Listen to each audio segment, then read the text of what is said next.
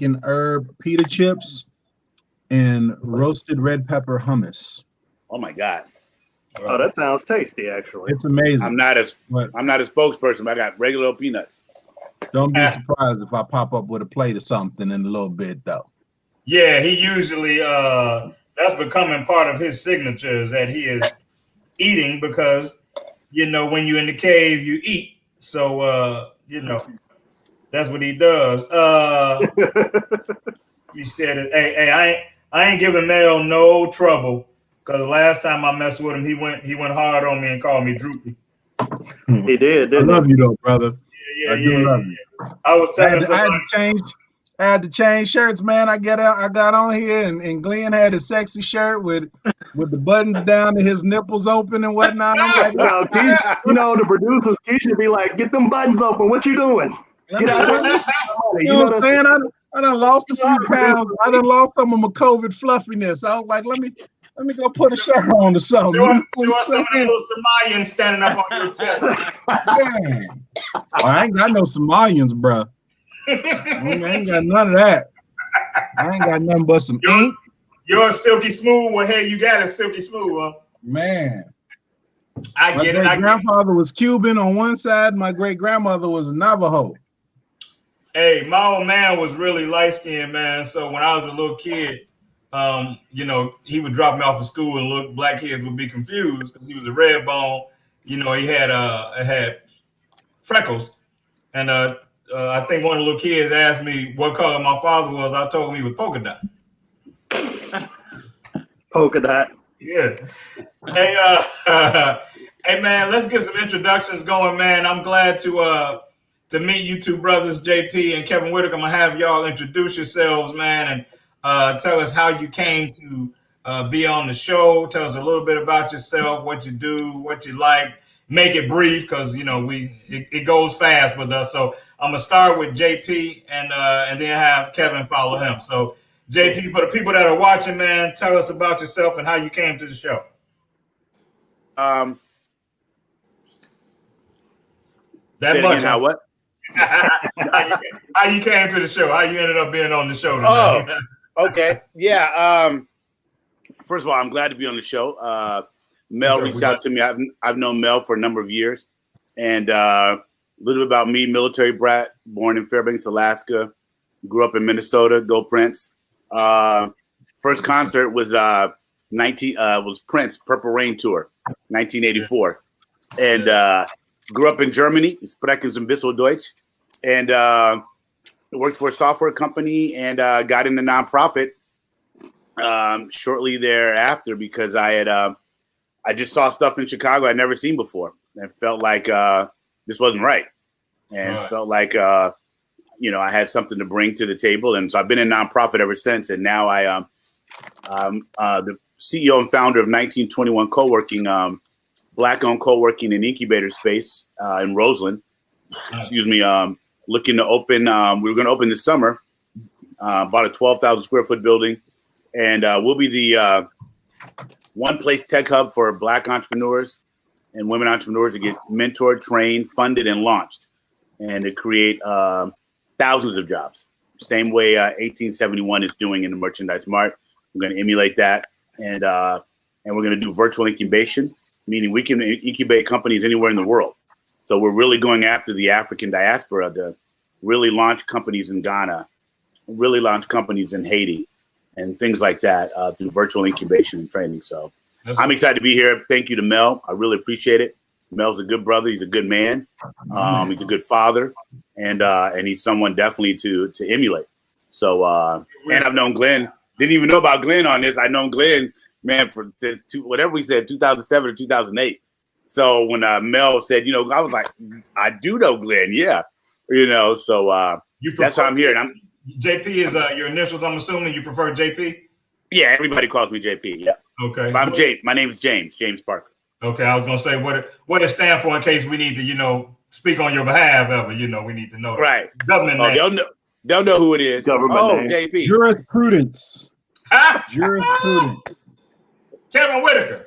Yes, sir. How are you, my brother, man? My pleasure to meet you, man. And I'm eager to hear a little bit about you and how you came to be on the show. And we don't want to talk about how many necks you broke on the way to get here, based on. No, man. Well, first of all, Glenn and I have been friends, I think, since '86. And so, I'm also a minister. I've been a minister of the gospel for 24 years this year. That's why you stopped beating up. Amen. I've been a pastor since 2003, so about 17 years of pastoring, and I'm an author as well. I've traveled this country and abroad to preach for the last several years, and just excited to be here, man. Let's talk. Man, we're excited to have you. I do want to ask you, why do all preachers' voice sound the same? What is it? Is it? They have that cadence. I think it's a cultural. I think it's a cultural thing. I think it's a cultural thing, particularly for the Black church, how we were raised up in the Black church, and I really think it's just a cultural thing. I've also wondered if it was a vocal fatigue thing based on the style that most Black preachers have. That I wonder over time if your vocal cord don't suffer. Absolutely, it is. It's a strain to many. Yeah. I'm a singer, so I'm conscious of vocal health. So I know what happens to my voice when my vocal cords are fatigued or have been strained a bit. They have certain herbs and things that you can get now to strengthen your vocal cords. There was a pharmacy there in Memphis who used to give free thing called Minister Sip to singers and preachers, and it was some kind of concoction that he put together, and it really did strengthen the vocal cords. So yeah, I know exactly. It had moonshine in it. You think so, man? Had something in it, didn't it? It had something in it. It was definitely strong. You mentioned Memphis, Kevin. Is that where you are or where you from? Or no, I'm actually in Atlanta now. I'm from Arkansas by way of Memphis. And so I lived in Memphis before we moved here. We've been in Atlanta for 4 years. I lived in Memphis for 16 years, but from Arkansas. But my first memory of life is the South Side of Chicago. Ah, gotcha.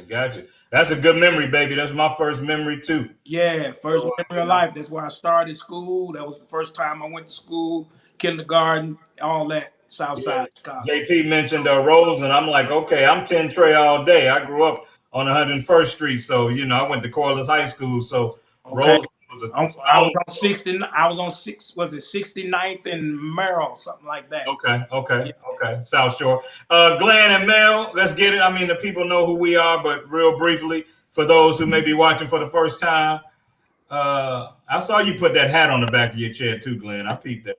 What, this hat you mean? For the White Sox fans. But I don't just have a hat. I got this because we about to take it home tonight. Because Houston's down by 20. We about to take it home tonight. Yes. Get that Lawrence O'Brien trophy, number like 18, 19. I asked then tomorrow is what I did. It's almost 30. We are almost 30 now? Yeah. Oh, Jesus, it's over. Hey, anybody listening from Houston, let me just apologize for that whooping we putting on y'all. Please don't press charges against LeBron and AD. Our viewership is mostly women, and I would be willing to bet that they're not watching the game right now. They're watching us. So that being considered, true. Glenn, introduce your damn self and let's get the show going. They got that newfangled thing, Mel, where they can watch on TV and have their computer up too. I know you don't have that yet. Nobody want to hear about the Lakers, boy. Your little Tinley Park bungalow. Everybody love the Lakers, man. Yeah, I know. It's hard not to. Anyway, Glenn Murray, good to be here. Mel's got his mouth full, but it's your turn to introduce yourself. You guys are hilarious. That was a setup for real. Oh, yeah. Mel Roberson. And I like to eat. and he likes to cook. And I like to cook. For the ladies watching, you take that however you want to. Yes. I'm sorry, Kevin. We're going to keep it Christian today. No, you don't have, hey, man. You don't have to do you, man. I'm good. Hey, listen, big boy. Jesus hung out with the paupers, didn't he? So Pastor knew he stepped into the lion's den before he got here. He knew he stepped into the Lions Hey, Den Neil, before he he ain't got always here. been in church. He ain't always been in church. No, I'm good, man. Let's rap. Let's talk. And for the record, Glenn, that reference was for Daniel in the Lion's Den, since you wanted to question my biblical knowledge earlier. Good for you. That's one of the basic ones, though, Mel. Everybody knows that one. Okay. You know, that's like Jonah and the whale, Daniel in the Lion's Den. That's like Christian, first grade Christian stuff. But not only that, if you watch the Eddie Murphy joint, they say Daniel, I know. What you want me to talk about? Methuselah? What you want me to talk about? Where you want me to go? Got Gilligan off the island. That was funny. Hey, man, before we go any further, and ironically meeting JP and Kevin tonight and finding out that JP actually knew this brother, we have to take a moment, man, send some love to the Allen family, man. Mark Allen, his passing today, the frat brother of Mel and I've known Mark since I was 17 years old when I first hit the campus at Western. He and his brother known to the frat in Chicago, J. Minor Allen being his brother, his sister Michelle. That whole family, we just want to take a minute, man, and give them our condolences, let them know that they are in our prayers. And I posted today how Mark, even though he was a friend of mine and a frat brother, my most vivid memory will be that he believed in me. Some things, some people just need somebody to believe in them. It's so vital. It's so important to them. And in terms of my music stuff, he really, really believed in it and believed in me. And sometimes that's all you need to keep going. And so if that's something to leave the earth with as your legacy, that's a real cool legacy to leave. That you believed in people and championed them and supported them. So once again, our prayers go out to the Allen family and the soul of McComb. We're gonna miss you, brother. So let's get it in, man. This week, man, actually, yesterday, Friday, was one of my best platonic friends' birthday, her 50th birthday, and the weather, her guy and her sister and family were planning a big surprise party for her, and it was going to be outside, and then the weather ruined it, and they ended up having to tell her the surprise because the vendor that was bringing the tent doesn't deliver on Sundays. And so it wouldn't have made any sense to have this big tent sitting in her backyard, and she didn't know why. So I ended up having to tell her. But the thing that's interesting about that with our conversations is that she's an amazingly beautiful lady. We've been friends since the mid-90s. Nothing but platonic friendship since the mid-90s. And I've managed that thing since I was a teenager, 8th grade, freshman year. I had play sisters.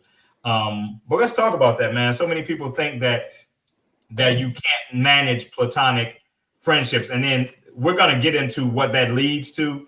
But first I want to talk about the platonic friendship piece. Do you guys have them? What do you think about them?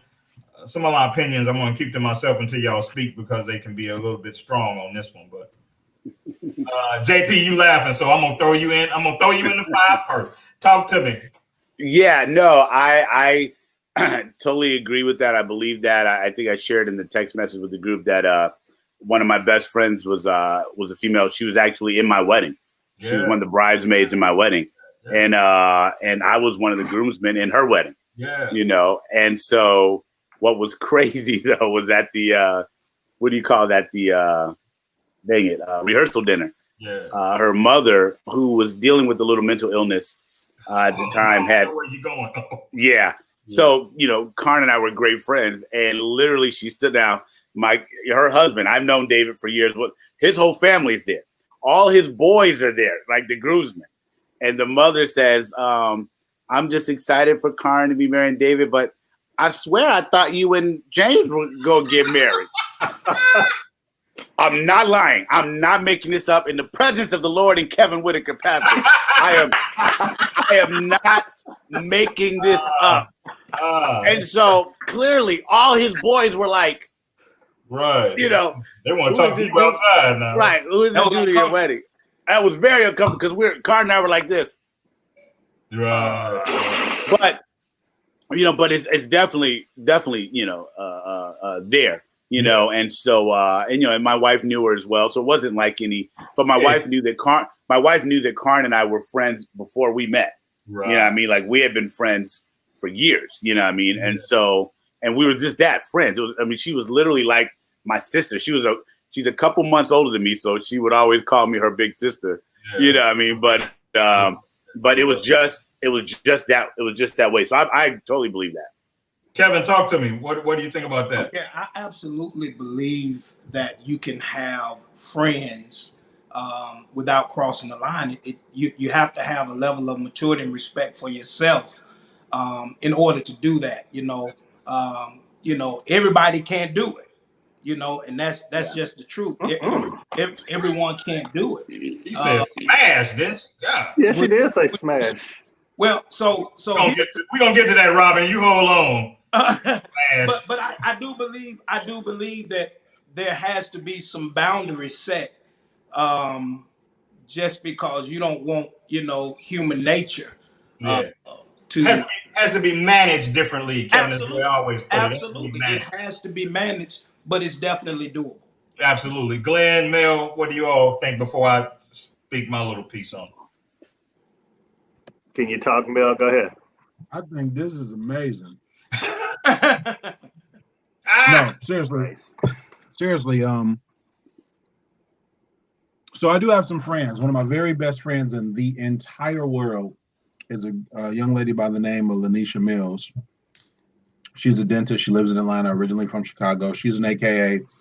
I'm a capo. We went to school a couple of hours from each other, and I used to date her line sister back in college. I mean, we're friends so much so to the point where when she graduated from dental school, she called me like 4 days before and was like, hey, my graduation is this weekend. And I'm like, why didn't you tell me? I booked the ticket, flew out there, wasn't even there 24 hours, rented a car. She graduated from Howard Dental School, went to graduation, yelled my ass off, wrote her a check, gave her a check, slept on her floor, took a quick nap because we went out and had a 6 a.m. flight out the next morning. And that's my dog. Like, we like this. And I do have some other women where I didn't date one of their friends where we're extremely close like that. But what I found in many cases is sometimes the ones that are your friends make the best people to date. And you just have to decide if you're willing to cross that line, because in a lot of cases, once you do cross that line, the relationship is not the same. But I got a couple of female friends where we crossed that line and it was like, this ain't gonna work. And then we went, it wasn't exactly the same, but it's not weird. It's not awkward. You know what I mean? It's like, all right, we tried it. It didn't work. So now we're back to a different place. That's uncommon though. Yeah, because I'm an anomaly, Pastor. I hate to tell you this. I'm the enigma of the group. Yeah. Stuff happens in my life where people are like, how does that work for you? Like, how did this get to... No, there's an exception to every rule. I'm just saying that's uncommon. Yeah. I think if the people are mature enough though, right. If you're mature enough and you have good communication and you're honest with each other, I will say this, in those situations where that has been the case, the honesty and communication level was so real where we were able to get past stuff because we were committed to conversing going in that what the situation exactly. If this don't work, we're gonna have to fall back. Right. Yeah. Glenn, you want to stop ducking and you want to stop ducking and answer the question? I don't duck questions. I don't know what you're talking about. What was the question? No, I'm joking. I know what the question was. So I think Kirkenny said something about the tightrope walk. Yeah, I've walked that tightrope a couple of times, and it's hard sometimes going back. To Mel's point, you can, but once emotions get involved, it becomes different. Now, I have tons of platonic friends. One of my best friends from 7th grade, a young lady named Teresa Smith. We have been nothing but friends since we were like 12, 13 years old. Still great friends to this day, and always been platonic friends. Now, all my friends wanted to date her. Like, all my boys wanted to date her, too. So that was probably part of it as well. But even to this day, like, some of the people watching, like Vanya Perry, I mean, and all my platonic friends are beautiful women. I like keeping it consistent. Same with me, man. I have like beautiful, intelligent platonic friends. Because just all my friends are beautiful. I can't help it. You know, just that's why I like hanging surrounding around myself with beauty. Don't nobody see me out with my platonic friends talking about, hey man, that was me that blew at you in the car when you was walking down the street with old boy. Yeah, that never happens. That never happens. Right. But I mean, it is a level of maturity and it's a level of respect that you have for that friendship as well. And it's a level of consciousness about the carnal energy. If you're not willing to manage that carnal energy intentionally, then it can go wayward. And my thoughts have always been, especially once, the thing about me is once we get too far into a friendship, it's never going to be anything other than that for me, because I take my friendships very seriously, and it becomes a thing where my friendship with you has a greater life expectancy than a romance with you. So I would rather. How do you know that though, bro? How do you know that though? Like, don't you want your mate to be your best friend? Because I put theoretically, you do. I have a whole lot more ex-girlfriends than I do women I've fallen out. So, you know, for me, that is a much, it's a less flammable relationship. The expectations have a medium that I think is more manageable. And so, I mean, man, I got Ton, Shalonda, Vaughn, Rhea. I mean, Dana, I could go on, and they're all beautiful. But the thing that they love the most about me is that they know I will never try to make it anything other than that. And so there is a safety and security that they feel with me. What I don't like is when people and I don't have a beef with Steve Harvey, but I have a beef with people that have a major platform and they put out bullshit. So he's quick to jump up and say, men and women can't be friends. The man is just waiting for his chance. And I'm like, dude, maybe that's your life, but that is not, my life. And based on the platform you got, you shouldn't be saying no dumbness like that, Yeah. Right. But I think what results in that is the friend zone piece. And I was talking to a friend of mine about the friend zone piece today, and she was saying, well, the friend zone isn't really that bad a space. And I said, well, you have to remember, for men, the friend zone is usually where you land after you couldn't connect.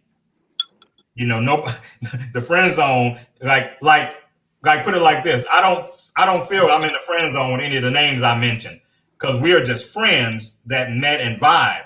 The friend zone is a place you end up in when you holler and the babe don't dig you or don't like you. You know what I'm saying? And y'all still cool. That's completely different. That's like the penalty box. That's a different place. I'm like, you get there by default. It's like the penalty box, right? Penalty box in hockey. But it's a little bit of a different,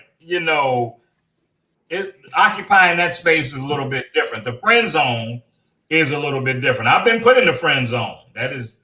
That's not I wouldn't know nothing about that. I'm just saying. Yeah, I don't believe you. Well, to Mel's point, when he talked about don't you want your mate to be your friend? My wife and I, we do a lot of marriage counseling, and one of the things that we always emphasize is that we're friends, like we actually like each other. We're not trying to force a marriage. We're not trying to, because I don't believe in being miserably happy. Okay, right. Just trying.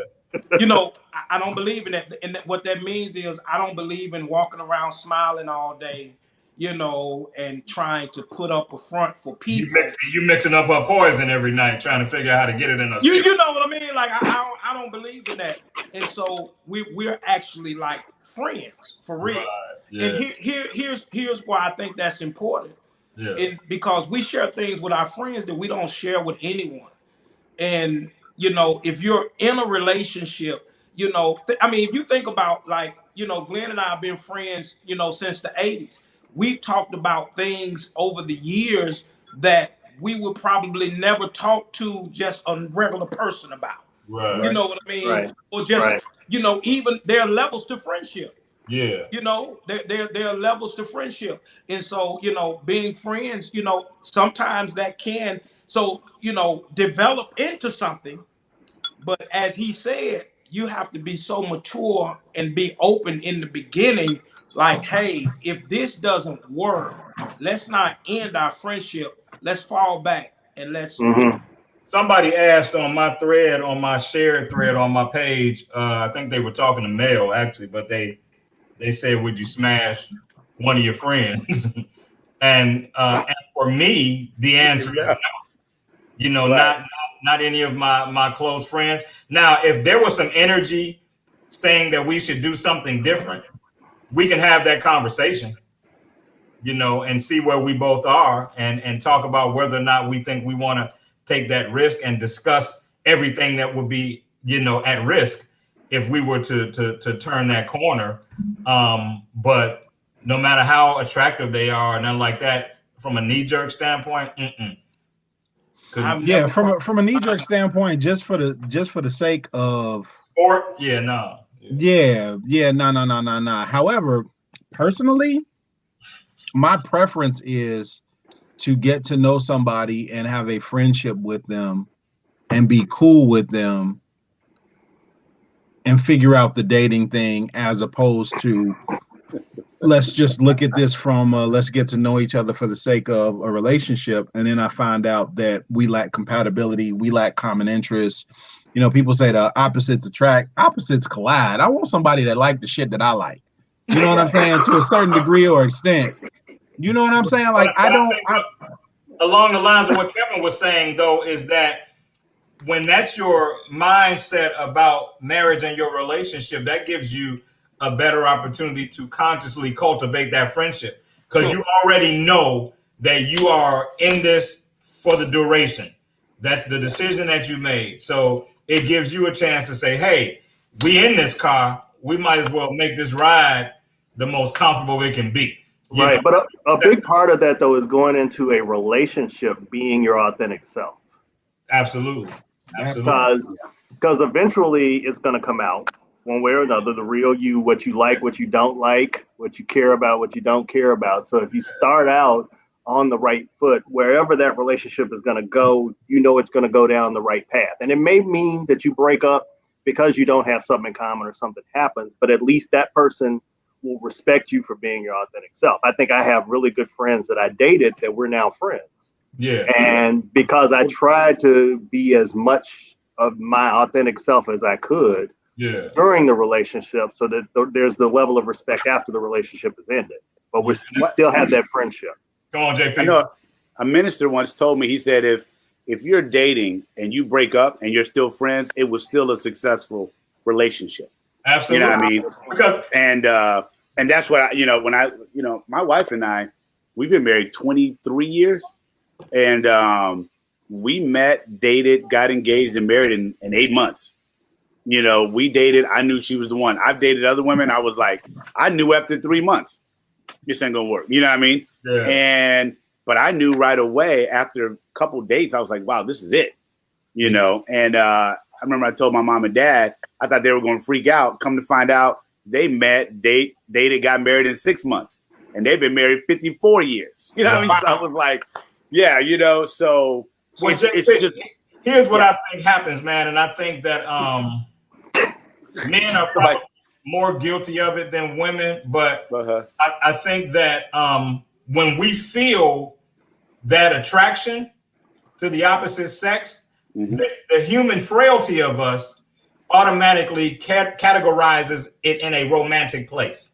I agree. That may not be what it is. We're feeling the energy, but because we're carnal and frail, we don't know how to decipher it. We just know there's this energy between me and this woman. Nobody thinks me and this woman, oh, we finna be great friends. That's not right. That's not how the energy makes you feel.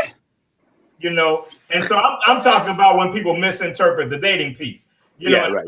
You feel that attraction and you go, oh man, I can't stop thinking about this lady. She's so cool. I got to talk to her. That don't necessarily mean it's romance. That's right. I agree. I agree. That means that it is a vibe and an energy, and it may be this friendship that you're going to have for the rest. And then what we do is we force it into the romantic place. It doesn't work, and then we're scarred, and so the friendship is lost. Yeah, I agree. What it was supposed to be, it never is. And Come on, Mel. It ain't all about agreeing. What you got? Come on. So what you're saying is, go ahead, Mel. Go ahead, Glenn. I'm gonna jump in after you. Go ahead, Glenn. So you're saying that the feeling and the vibe and the spark don't always mean anything. No, I'm saying they don't always mean romance. Okay. They mean something. The spark definitely means something, but I think we misinterpret it because we're carnal beings. And so we are quick to think that it is a man to woman carnal attraction before it is a platonic attraction. All right, this is gonna get me in a lot of trouble, but I think women do that more than men. Okay, go Mel. No, Glenn, and that's exactly what I was gonna say. That's exactly what I was gonna say, because nobody's ever sparky about a friendship. Right. Like, I don't get sparked up about a woman that I have a good and I want to go to the library with you. Like that doesn't happen, bro. Yeah. You can remove the gender piece from it, Mel, and the statement is still, I mean, I spoke from a man's state of position because I'm a man. I try not to speak for women. But you can remove the gender piece and it's still the same. You get a spark, you don't, like you just said, you don't think let's go to the library. But in actuality, that could be what it is. And then you want to take it somewhere else and it fails miserably, and you go, well, damn, I got nothing now because I tried. If I get a spark from an attraction, it's because of an attraction, not and whether that's reciprocated or not, that's a different story. Right. But if I got a spark and there's an attraction there, then that's what it is. That's simply what it is. What I think is that we mislabel the spark sometimes. I think the attraction is not that, and we feel it and we mislabel it because we're not used to getting a spark that isn't an attraction. So we automatically put it in that kitty. Kevin, what you got? I saw you. Well, I mean, let's throw this piece in there. Is that first of all, we are designed to observe beauty, right? It makes no difference whether this is right. Like let's be real. Like I've been with my wife for 21 years. We'll be married 20 years this year.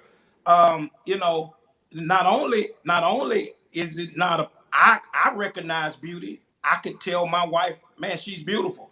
She recognizes when a man looks good. Like that's human nature. Like we're designed. That's never gonna stop. Yeah, that's never gonna stop. You know what I mean? And so sometimes it may not, to me, be necessarily in energy, but just that you recognize this woman is beautiful. Yeah. You recognize that this woman is attractive, or vice versa. The woman recognizes that, and that doesn't mean, that it's going to become something, or you're even trying to become something. So I think that piece is something that we have to just kind of throw in there. We are made to observe beauty. Yeah. We're made to do that. And so somebody say it's easier to is it easier to be friends for them? I don't know. I don't know any ugly women. All my friends are beautiful. Yeah. So I just keep it consistent. And beauty is in the eye of the beholder. We can't, That's what's right. beautiful to one That's person, I've seen women that I didn't think were attractive, and the man thought she was the most beautiful woman in the world. So hey, Kevin, let me tell you this. I dated somebody one time, and I'm not making this up. I walked into a place with her. It was a formal event. I walked into a place with her. One of my guys grabbed me and pulled me to the side and said, "That is incredible." I tell you, he couldn't get over how bad he thought she was. A week later, I took her to a birthday party. One of my childhood friends pulled me to the side, told me she looked like a Doberman Pinscher. Same woman. So that my point exactly. Right. And so I can't say that it's easier to be friends with a woman that's considered less attractive, because attraction isn't always based on that. I've been very attracted to women that wouldn't have been considered traditionally beautiful. So absolutely, bro. Absolutely. It's so funny. One of my buddies that we had on the show the other day, a couple of weeks ago, Harold Branch, we were just talking about how what we're attracted to the more mature we get. Like when we were younger, it was dime piece, model, all of this stuff, right? And the older we get, it's like, man, she got a little grown woman weight on her, but I like that. You know what I mean? You better believe it. Yeah, right. So they could be pretty, but not what society sees as model gorgeous, but their character, their charisma, their conversation, come on, man. their aura, those things. Like a business-minded woman walks into the room, and on a scale of 1 to 10 in the beauty scale, she might be about a 7 if we're just looking at model gorgeous. But the way she commands a room, the way she conjugates her verbs, come on, man, makes her a 10. It makes her a 10. Well, when you're younger, you like the rappers. You like the rapping, and the package is pretty. Like little kids, you see the rapper on the presents, and you get excited. Now you don't get excited from the rappers. You got to open up the box and see what's in the box. You got to see if there's some substance in the box, if it carries weight to it, if there's something meaningful inside the box. Because you can have a pretty rapper. Stop using the box as your frame of reference, bro. Okay, just stop. Hey, I don't know what you took from the box, Mel, but that's your own little private thing going on. One thing that we learned. Say a couple of Hail Marys for whatever you was thinking. Say a couple of Hail Marys, Catholic. Why you keep beating this man up about his religion? I ain't worried about Glenn Murray. He started on the pre-show. He came for me. Just so you know, my wife used to model, so I'm just saying. Oh, you just got thrown that out there. Oh, let's be clear. Let's be clear. Yeah. Ain't nothing wrong with a little weight on a size 6. I'm okay with that. My wife has never been a model, but she is beautiful. And but the older you get, you do understand that beauty is not enough to have a successful relationship. Hey, Kev, and I know, for real? See that mess? I'm quitting. That's it. I'm done. Back. That's all they have. Yeah, that's all they have. That's and that's fleeting. I mean, as we get older, that's more and more. So you mean, So you mean I can't be vain no more? I'm just asking for a friend. It just. It just don't work. I quit. I'm done. I'm done with the cave. So I have to be careful with what I say because this is on Facebook and I'm friends with some of the people that I might be talking about, right? But there was this young lady before I met my wife that was gorgeous, and I wanted to date her and everything, and we were trying to get there, and she had reservations about dating a preacher. She didn't have she's like, I don't know how that's going to look, man. She was heathen. Okay, go ahead. Yeah, right on. And I hope she don't see this. I hope she don't. We are Facebook friends. I was more worried about your wife seeing it. I was looking behind you as you started talking. Hey, this what I know she cool. Talk about stuff like this. Like, I know y'all do. We friends. We good. I know. And so the thing about it is that as pretty as she was, she did not carry the kind of substance that I would need for where my life was going. And once I became cognizant of that fact, man, listen, I was gone, y'all. I'm screwed. Like this is not, beauty didn't matter to me because I'm like, what I have planned for my life, she didn't fit. And I didn't have time to wait on her.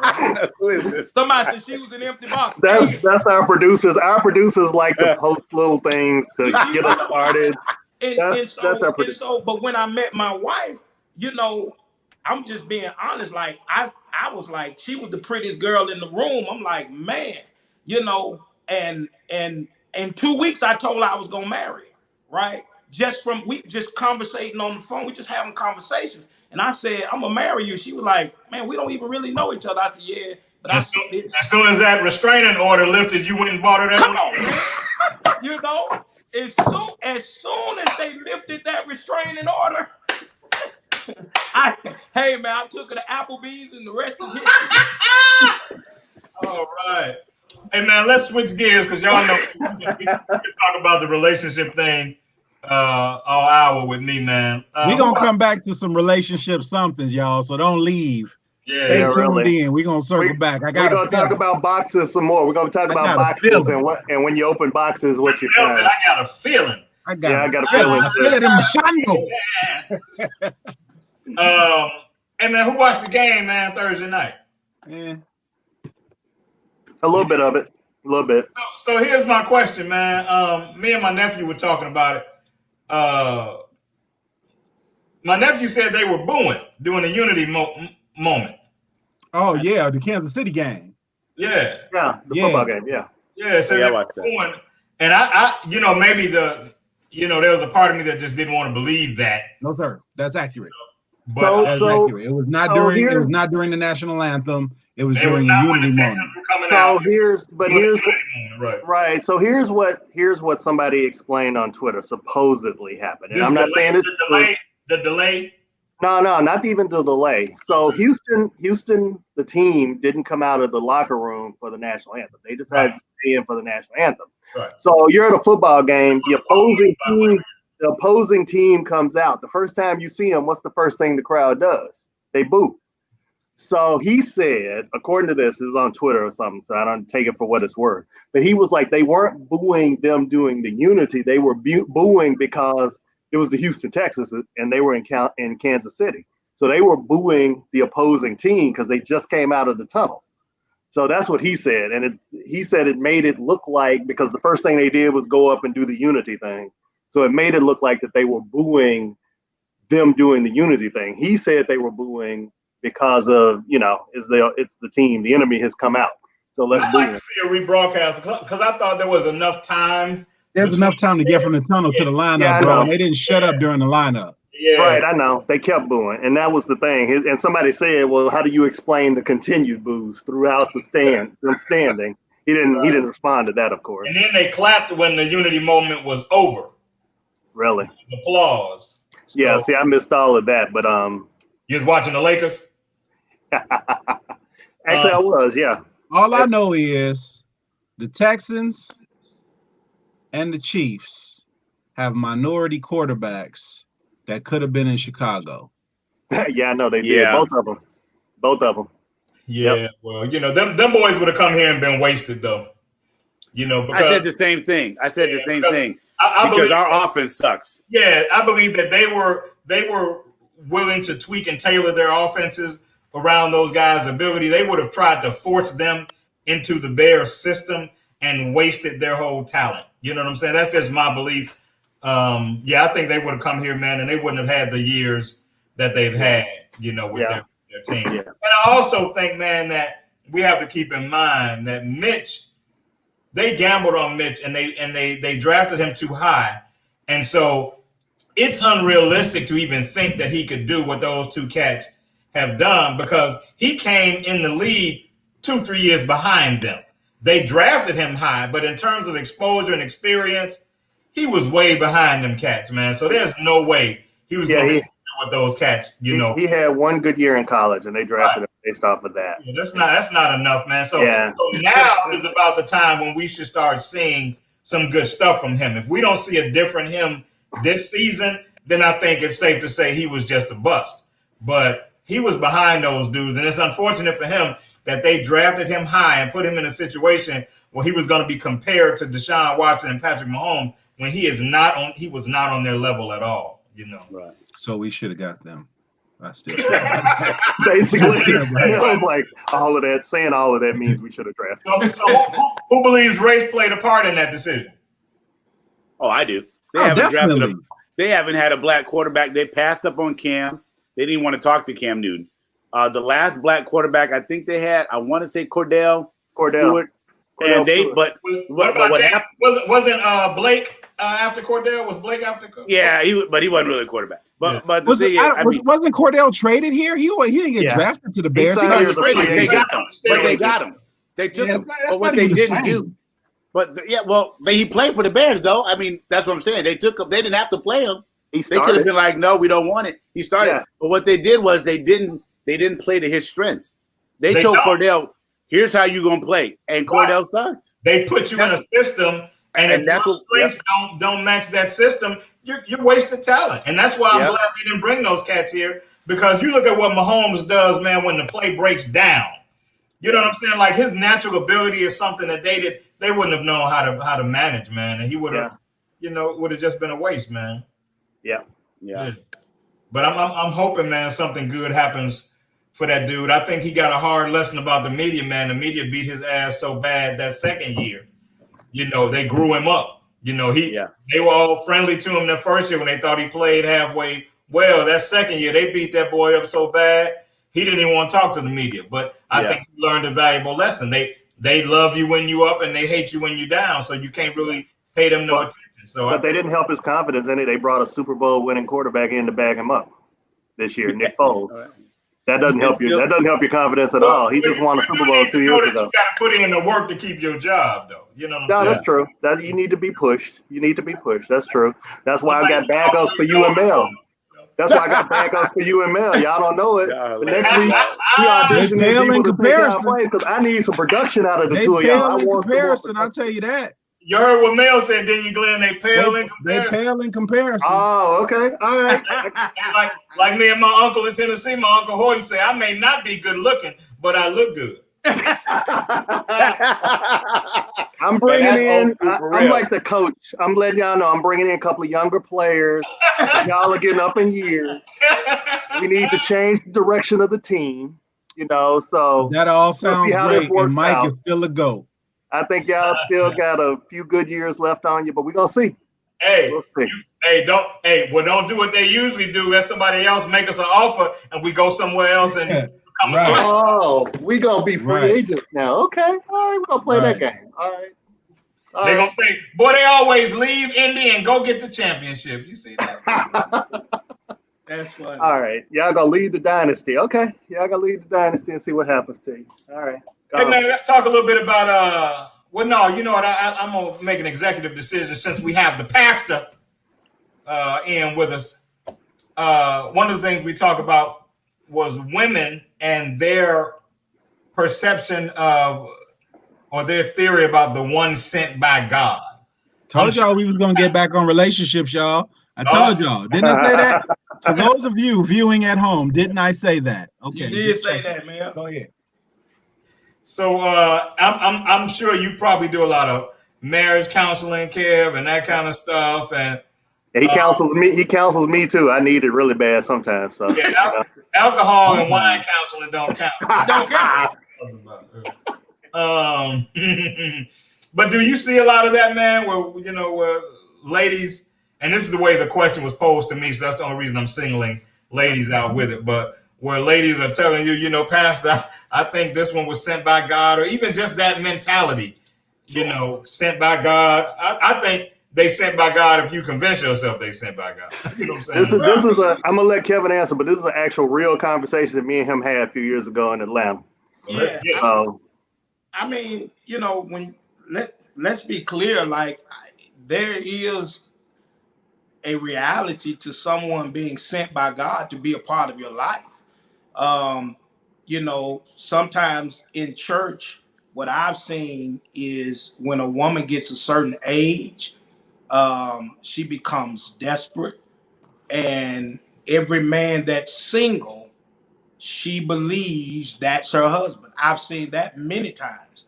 And like Glenn said, we've had these conversations, truthfully, but I've seen it, and I've seen it where it turned into something that was really fruitful in long-lasting relationships. I've seen it. I was telling someone today. I was looking at a building a couple of years ago. This lady, she was just laughing. She was like, "Hey, Pastor!" And she was so happy. And she said, "You don't remember me, do you?" I said, "No, ma'am, I don't remember you." And she said that you married me and my husband. I said, "Wow, really?" She said, "We ain't still together, but you did And so at that moment, I started to reflect on the times in counseling where she literally said, hey, God has blessed me with this man. Right. Like this is the one for me. The Lord giveth, the Lord taketh away. Yeah, I'm gonna need a burning bush. I'm gonna need a Moses-like sign, like a burning bush. I'm gonna need Lake Michigan to park. I'm gonna need something. I'm gonna need some real signs. That was an easy reference, Glenn. Get a better reference than Moses in the burning bush was easy. Let me throw this in there. Is that sometimes a person can be sent by God. The issue is the checklist that people have, not just women, but men, of the things that they not going to put up with and the things that and we don't give the relationship a chance to develop and grow and become what it can become in actuality to be successful. Yeah, You know, I think those lists, man, have really cost us. Absolutely. You know, lists have cost us so much. You know? Lists, I tell people all the time, because you don't know what a person can become. Now, of course, Right. there has to be some kind of initial, attraction. There has to be some kind of, initial, one-mindedness. Right. However, the truth of the matter is relationships have to be a marathon. It's not a sprint. Absolutely. And over time, me and my wife are friends. We're good friends, but we hadn't always been best friends. Like it took time to get to that. Now we loved each other enough to get married, but the friendship developed over time. Right. That's what I was talking about earlier. You got a chance to cultivate that friendship. Absolutely. Piece. If you got a piece of it, you can massage that thing over the years until it becomes, what you want. Because now we have conversations that I never thought we could have. We talk about things that I never thought that we would be able to talk about. Like hard, uncomfortable conversations because we're friends now. Yeah. And so there's less offense if I'm critiquing you or you're critiquing me. Because one thing I understand is if anybody wants me to win, my wife wants me to win because it affects our bottom line. Mm-hmm. Yeah. So if she's critiquing me or if I'm critiquing her, it behooves me to pay attention, because she wants me to win, And so anyway, that's what I was just No, that's a word there, Doc. That's a word. Yeah. Yeah. And it goes back to what I was saying, Pastor. Send it electric to me. Send it electronic to me. Pass the plate up. That's funny. That's good stuff, though, man. I believe that, and I'm not married, never been married, but that's the way I always envisioned it, Kevin. Me being married to my best friend, and us having that level of safety and comfort with each other, that we could have those hard conversations. I see. And we could take them, Yeah, I see. Yanni said you gotta like and love while cultivating both.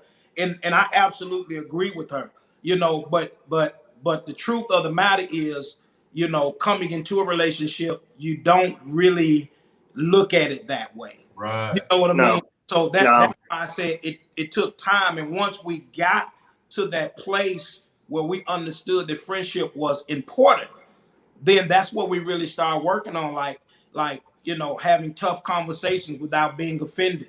What I mean? Critiquing one another without being offended. Talking about just things that friends would discuss. Yeah. And it changed the whole dynamic of our marriage. It truly did. Rebecca Collins asked, "How long does it take?" As long as it takes. And that's what I really. Who said as long as it takes? Was that JP?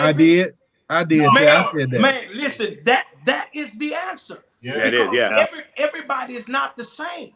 Yeah. You know what I mean? And so I tell people all the time when we give marriage advice, take our advice and then find out what your rhythm is. You know what I mean? You gotta find out what works for you. Like we're going to give you generalizations of things that we believe is successful for a marriage or a relationship. But you got to take that. Like my oldest daughter is married and she wanted her home to be like our home. But I told her, me and your husband are two different men. So you have to figure out what works for him. That's it. Because he's not your dad. I call it the hair conditioner principle. When I had hair, you get in the shower and you put conditioner on your hair and you let it sit for 60 seconds and then you rinse your hair off. And what your hair needs, it keeps. Come on, man. What it doesn't need, it rinses off. And that's the way you have to do that kind of information. If it can work for you and you can apply it, then take that thing and run with it. If it doesn't fit what you're doing, then move on. Let it go, rinse it off, and keep moving. But focus on the stuff that you can use and make it work. And now Sunday, Kevin, I don't want you saying that in your sermon. Would you send me a check? Hey, if he ain't in the congregation, Kevin, use it. He ain't gonna know. We got a rule in the black church, okay, the rule is the first time I say it, I give you credit. Right, the first time, but after Second that, time is yours. The second time I say it, I mention you slightly. The third time is mine. The third time is okay. Well, that Sean, means you you can- can first and seconds, and then you can ride with it, baby. You can come and do an A and B selection at the church or something. How about you do that? Come to Epic Atlanta and do an A and B. I come to the old Saints and I won't complain or something like that. Make them roll over in the pews for you, you know. Oh man, we down to about 5 minutes left, man. Is there anything anybody else, man, wants to talk about? Von Miller just went old school. Eat the fish and spit out the bones. I just want to say I haven't heard that since I was growing up in the South. Eat the fish and spit out the bones. Wow. Funny. Yeah, Hey, Somebody's talking to JP. That's my little brother. That's my little brother. That's my little brother. Real quick, let me take this moment. We have two dynamic brothers with us in the cave that are up to some tremendous things. Kevin has an amazing book that's out, so I would love for us to plug that real quick. Yeah. And you talk about that, and then my boy JP. You know, we go back to 2006, man. We have 14 years in the game, bro. Dang, man. You know, I know you're doing some things with your business and helping other people get their businesses started. So if we could, you know, take the last couple of minutes for people to figure out where to find y'all and what you're up to and all of that stuff too, I think that'd be great. Okay. Yeah, Kevin, go right ahead, brother. Yeah, well, they've got. I think they've got JP's website up right now. Okay. Yeah. So real quick, again, thanks, guys. You can visit www.1921coworking.com. We're named after the Black Wall Street of 1921. Back then, it was a self-contained hub of Black businesses. Black people didn't have to go anywhere but within their community. The Black dollar circulated forever. That's what we're doing with 1921 Coworking, but helping Black tech startups get launched, creating thousands of jobs, and that money staying in the community. So if you're an entrepreneur or anything like that, visit www.1921coworking.com. See what we're doing in the community, or what we will be doing. Good stuff, man. So glad that you hung out with us, man, and so great to meet you. Absolutely. Thank you. Kev, talk to us about the book, bro. Man, the book, Too Hard to Break, is my life story on how I went through a situation in my life where I was facing 20 years in the penitentiary. I always tell people I'm from the other side of the tracks, you know, and it really details how my first experience with violence as a young boy, what I saw on the south side of Chicago, all the way up to making some decisions, you know, that almost cost me my freedom permanently, you know, and so I talk about how God stepped in that situation and turned it around, and it's really an amazing story. It's a true story, and I think it's very inspirational. It has afforded me a lot of opportunities to share and help. I've done a lot of gang intervention within the school system, just to, you know, try to provide some kind of hope. I've been able to speak with a lot of youth. I've been able to help a lot of men and women who felt hopeless. Just from reading the book, people reach out all the time. So I think it's a good read. It's not a long read. It moves kind of quick. It's about 120 pages. So, you know, where can we pick it up, Kev? You can get it on Amazon.com, Walmart.com, and somewhere else. Glenn, tell them. Anywhere books are sold. Amazon, Walmart, Books A Million. Anywhere books are sold. All right, that's good stuff, man. It's a great story. I mean, a lot of the stories in there, I know them personally as they were going on. So I had a firsthand view of some of them, and I had the honor of writing the foreword. And I actually say in the foreword, you know, I didn't think when I left Memphis that I'd be coming back to a wedding. I'll just put it that way. That's how I wrote it. I didn't think I'd be coming back to his wedding. I thought I'd be coming back for another reason because I just didn't know where he was going at the time. But his life turned around when he called me probably in like 97, 96, 97, saying, hey, I'm going to church and I'm about to be ordained a deacon. I looked at the phone. I was like, is this Kevin Whitaker? And then a few years later, he's like, I'm about to be a pastor. I've been called to preach. So just an amazing story. And if you've seen, it's like watching a movie. And if you see the beginning of the movie and the ending, where you start is not where you finish. But you have to believe that. You have to really believe that. And people are going to try to take you back to wherever you were before, no matter where you go and no matter what you're called to do. But Kevin is living proof of being able to come out of a situation and go back and help other people who he sees in that situation. And sometimes we're placed in situations because of our experience and what we've gone through, because nobody will listen to people. You listen to the person that's been through the war. You don't necessarily listen to the civilians. You listen to the person that's been through it. So he had to go through that to help other people, but now he's helping millions of people are going to be helped by him, by this book, by his ministry, by everything that he's doing. I'm just incredibly proud of him. Yeah. Even if it's bad, people tend to hold on to the part of you that they're comfortable with. Yep. And so, when you transition, sometimes they don't want to let that go because there's some accountability on their end. They can't validate that old person anymore. They have to validate this new person. And if their belief system hasn't shifted, then it's harder for them to validate this new person because they're still in that old address. So we're proud of you, Kevin, Pastor. Absolutely. Done, JP. I'm playing him in the made-for-TV movie. I get to play Pastor Kevin. I'm an actor. We got a script. We already have a script in the works, Mel. But I got a preacher voice when I need it. I can emulate it now. I've heard it. It's good. You can make it happen. Yeah. Hey, I heard it. It's good. James came to a play where I played the pastor, so he has heard it before. He has heard it before. Nell, you got anything for us, man? Like a poem?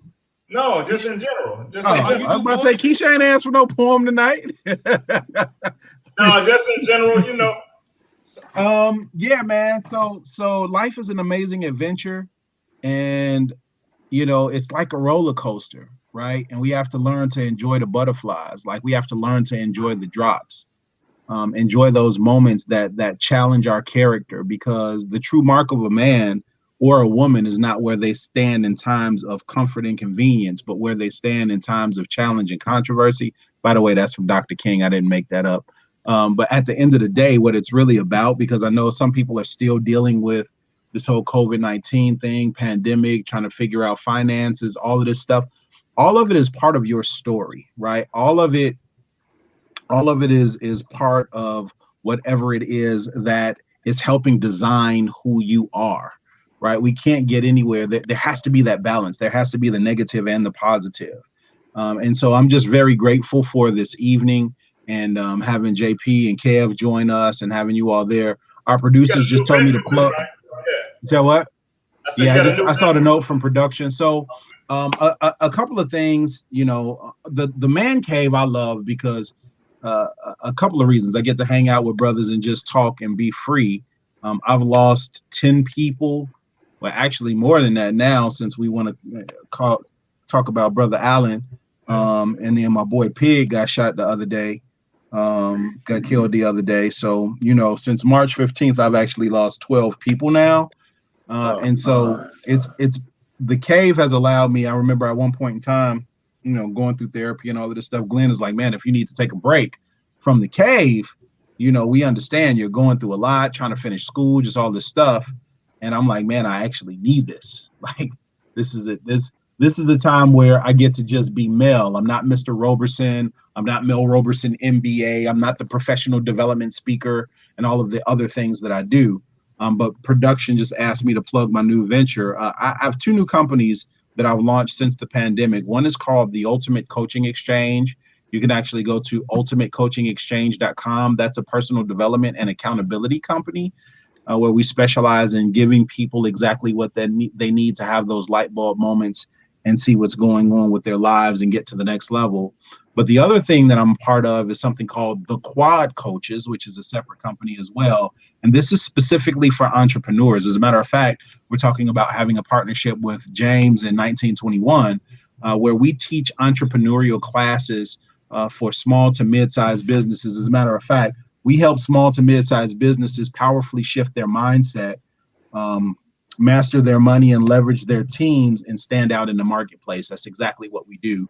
So we teach entrepreneurial things from the business side of it, structuring your LLC, C Corp, S Corp, all of that stuff, to the success mindset, to staffing, strategic partnerships, and marketing for small to mid-sized businesses. So that's thequadcoaches.com. And then the personal development company is ultimatecoachingexchange.com as well.